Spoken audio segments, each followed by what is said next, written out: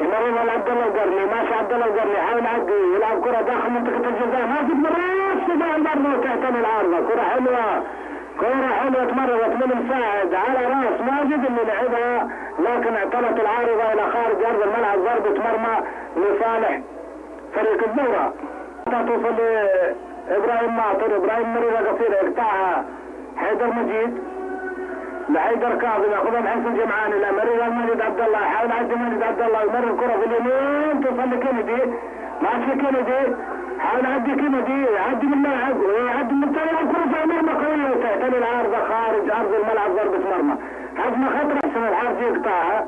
لعبد الله القرني، حاول يعدي عبد الله القرني يعدي من مع اثنين محسن جمعان يلعبها اتجاه ماجد عبد الله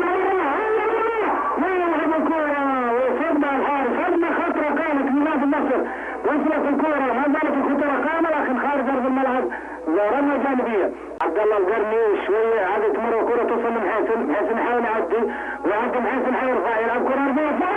ويخرج الكرة من الزاوية، كرة نهبت وعمر ماطر بشماله واتجاه المرمى وكان على القائم الثاني المدافع يقف وابعدها خارج ارض الملعب، وفي ضرب كان صار في الملعب على ابراهيم ماطر، ابراهيم ماطر اللي واقع على الارض سلامات الزرار، لذلك لابد ان تستخدم. عبد الله القرني ماشي عبد الله على الاستيوان، استيوان مرة من حاسم الاستيوان على ضربه وتعدي كرة كانت خطرة. انا ذات التمريرات العرضية البينية السريعة تسوي يعني تفعل